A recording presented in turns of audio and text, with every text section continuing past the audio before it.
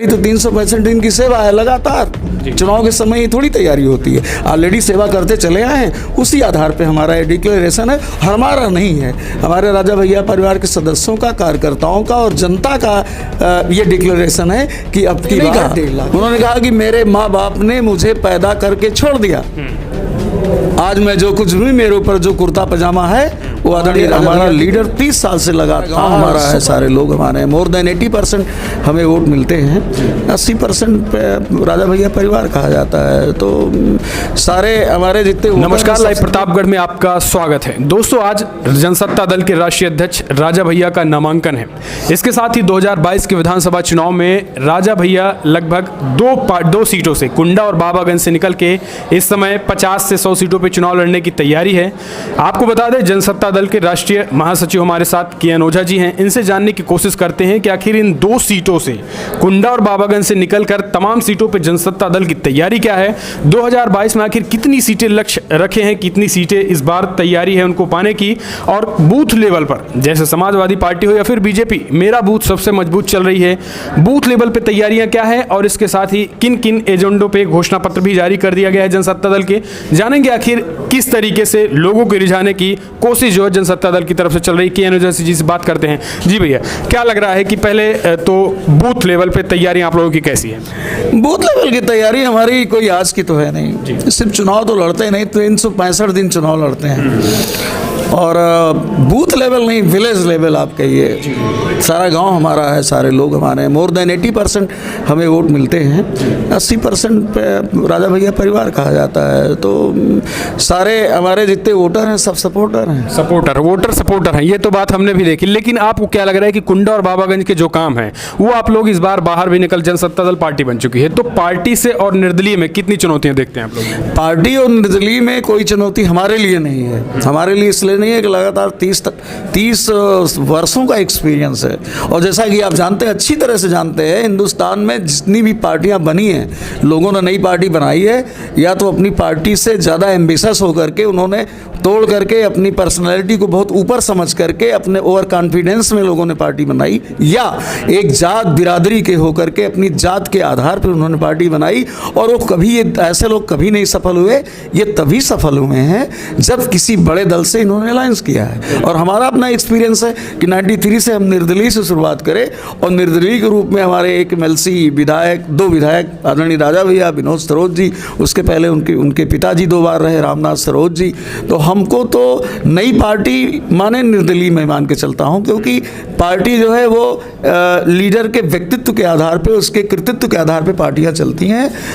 हमारा लीडर 30 साल से लगातार सुपर है, रिकॉर्ड बनाता हुआ चला जा रहा है, हर बार रिकॉर्ड बनता है। और एक चीज़ मैं आपको और बताना चाहता हूं प्रैक्टिकल रूप में, कि कभी कभी ऐसा होता है कि पहली बार कोई चुनाव लड़ता है तो उसकी छवि कहीं से भी इसको क्लिक कर जाता है, लेकिन उसके बाद जनता पार्टी बनी, क्लिक कर गई, लेकिन जनता पार्टी जैसे डूब गई, जनता दल डूब गया। लेकिन हमारे और तमाम ऐसे ही निर्दलीय विधायक पहली बार हो गए, लोगों ने उनको निगेटिव वोट दे करके या जैसे भी वोट दे करके उन्होंने जिताया, उसके बाद सीधे नीचे आ गए। लेकिन हमारे नेता ने आंकड़ा बढ़ता गया, आंकड़ा पार छोड़िए, स्टेबिलिटी देखिए आप, कि पहली बार उन्होंने निर्दलीय रूप में पूरे प्रदेश में रिकॉर्ड मतों से जीत दर्ज की और लगातार 6 बार उसको उन्होंने बरकरार रखा। राजनीति में बहुत बड़ी चीज़ है, मैं चुनौती के साथ कहता हूँ, हिंदुस्तान में एक भी लीडर एक भी व्यक्ति ले आइए जो अपने दम पर निर्दलीय रहते हुए किन्हीं भी परिस्थितियों में लगातार 6 बार अपने ही रिकॉर्ड को तोड़ता चला गया हो। क्या लग रहा है कि अभी समाजवादी पार्टी ये कहती है कि हमने जो है राजा भैया को अभी तक समर्थन दे रखा था, इसलिए जीत रहे थे, इस बार जो है हवा उनको पता चल। आपको एक बात मैं बताना चाहूँगा, गलतफहमी के शिकार लोग हो जाते हैं तो हो जाएं। हमने इनसे चुनाव लड़ा है, हम निर्दलीय शब्द इस्तेमाल कर रहे हैं। हमने इनसे पहला चुनाव जब लड़ा था तो उस समय सुपर थे हमारे यहाँ, वो मतलब स्वर्गीय हैं आदरणीय नियाज हसन खां साहब बहुत बड़े लीडर हुआ करते थे। एक बार उद्योग मंत्री थे प्रदेश में, 2 बार लगातार वो विधानसभा अध्यक्ष रहे हैं। उनके बेटे ताहिर हसन साहब हमसे चुनाव लड़े थे और मात्र 22,000 वोट पाए थे। भाजपा की लहर थी, भाजपा का कैंडिडेट 12,000 वोट पाया था। इसी सपा से हमने चुनाव लड़ा और उसके बाद अगर आप गौर कर लीजिए तो हमने चुनाव इनसे लड़ा था। समाजवादी पार्टी ने चुनाव लड़वाया था समीउद्दीन को ला करके, जबकि मुस्लिम यादव हमारे यहाँ बहुत हैं कुंडा में। समीउद्दीन को हमसे चुनाव लड़वाया था समाजवादी पार्टी ने। राजा भैया रिकॉर्ड मतों से तब भी जीते थे, 80,000 वोट से जीते थे। और आप रिकॉर्ड उठा के देख लीजिए कि मोहम्मद समी को 6,700 समथिंग वोट मिले थे। हम इनसे चुनाव लड़ चुके हैं, हम भाजपा चुनाव लड़ चुके हैं, हम सपा से चुनाव लड़ चुके हैं, बसपा से चुनाव लड़ चुके हैं। अखिलेश कह रहे हैं ये नई सपा है, नई हवा है। नई हवा तो उनकी है, मुलायम सिंह जी की हवा कहाँ है? सपा में अखिलेश हवा है, वही हवा हो जाएंगे, समझ में आ जाएगा। हवा हो जाएंगे। हवा हो जाएंगे, हवा हो जाए, देख लीजिएगा। घमंड किसी का चला नहीं। आप लोगों के साथी रह चुके हैं और गुलशन यादव लगातार साथी शब्द इस्तेमाल मत करिएगा। जी। साथी शब्द बिल्कुल इस्तेमाल मत। मैं आदरणीय कार्यकर्ता, मैं आदरणीय राजा भैया का प्रथम कार्यकर्ता हूँ। आज मैं उनकी पार्टी का राष्ट्रीय महासचिव हूँ। एक आदमी की एंट्री मैंने देखा है फटे चप्पलों में। साथी शब्द इस्तेमाल मत करिएगा। क्या कहेंगे उनके जो स्टेटमेंट मिल रहे हैं? राजा भैया परिवार का सदस्य बराबर होता है, ये तो मैं मान लेता हूँ। साथी कोई अस्तर है दोनों में? आप कंपेयर करते हैं। उनका एक वीडियो भी वायरल हुआ था जिसमें छविनाथ यादव ये स्वयं कहते हुए दिखाई दे रहे हैं कि जो मैं कुछ हूँ राजा भैया की वजह से हूँ। उसमें उन्होंने इतने नहीं कहा, उन्होंने कहा कि मेरे माँ बाप ने मुझे पैदा करके छोड़ दिया। आज मैं जो कुछ भी, मेरे ऊपर जो कुर्ता पजामा है वो आदरणीय राजा भैया की देन है। आप वो वीडियो उठा के देख लीजिए। तो वो कह रहे हैं कि गुलशन यादव लगातार चर्चा में बने रहने के लिए जो स्टेटमेंट दे रहे हैं उनको आप कैसे देखते हैं? हम देखते ही नहीं यार, उस पर कोई क्या देखेंगे। चलिए, अच्छा आपको क्या लग रहा है कि जो कुंडा और बाबागंज के काम है वो अब पार्टी बाहर भी एक तरीके से प्रसार कर रही है, तो वहाँ तक आप लोग काम कैसे पहुँचा रहे हैं? काम पहुँचा रहे हैं, आप देख लीजिए लगातार। अभी हम तो शासन में भी नहीं थे, भारतीय जनता पार्टी का शासन है। हम शासन में तो है नहीं। सारे काम जो नए जितने हुए हैं उसकी लिस्ट जो शासन ने, जो पत्रिका, आप पत्रकार हो यार, मैं एक सलाह आपको देना चाहता हूँ। आप लोगों, आप बच्चे हैं अभी आप स्टार्ट कर रहे हो, बहुत ही क्रांतिकारी टाइप के आप पत्रकार हो। आप विकास भवन से जाकर के और सारे प्रतापगढ़ जनपद में जिन विधायकों ने जितने काम किए हैं उसकी एक बुकलेट भारतीय जनता पार्टी ने छपवाई है, शासन ने छपवाई है, भारतीय जनता पार्टी ने छपवाई है। उसमें विनोद सरोज जी का, आदरणीय राजा भैया का देख लीजिए, और जिले ही नहीं 10-20 जिले में उन कामों को कंपेयर कर लीजिए। और मैं 70 साल का हूँ, मैं विकास मैं नहीं देखता, मैं समाजशास्त्र देखता हूँ।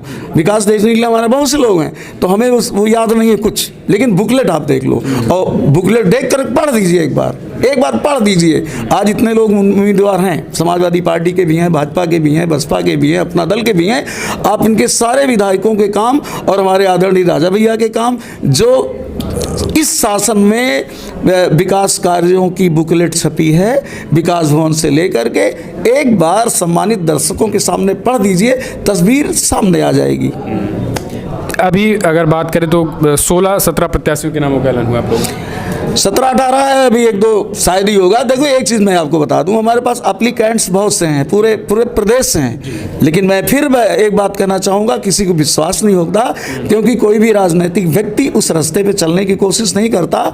हमारे राजा भैया की राजनीति समाज शास्त्र पे आधारित राजनीति है। बिल्कुल, सेवा ही करना है, लड़ाने के लिए नहीं लड़ेंगे।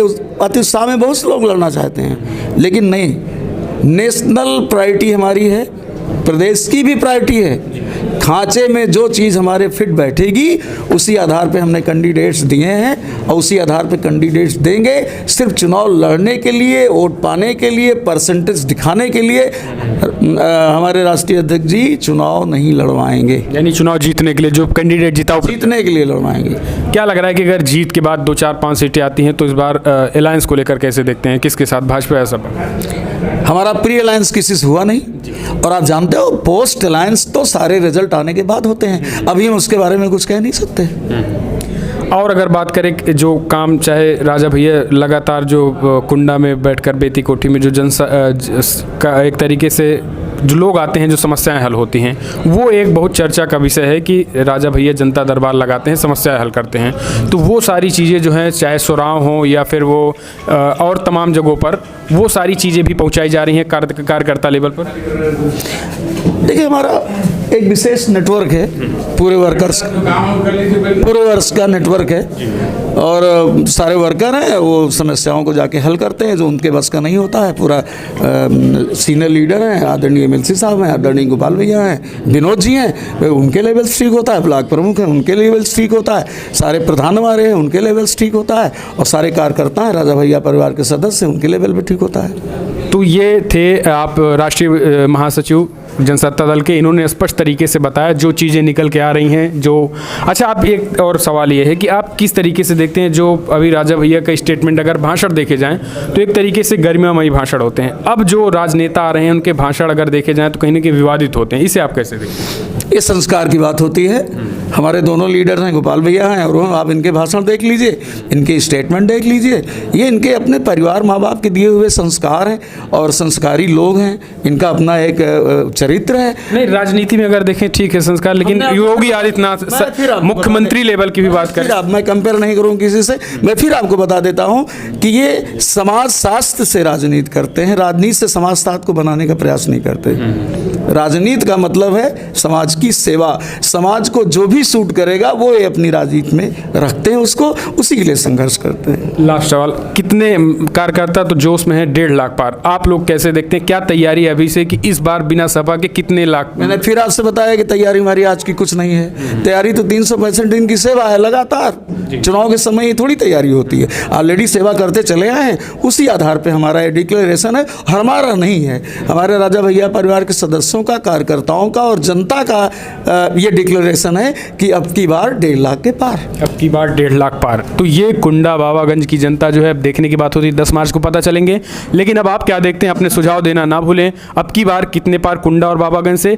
इसके साथ ही जनसत्ता दल के लिए जिस तरीके से राजा भैया आज नॉमिनेशन करने वाले हैं, अब 10 मार्च के बाद, और उनकी तैयारी भी लगभग कुंडा में प्रचार तेजी के साथ चल रही है। आप भी अपने सुझाव देना ना भूलें। इस वीडियो में इतना ही।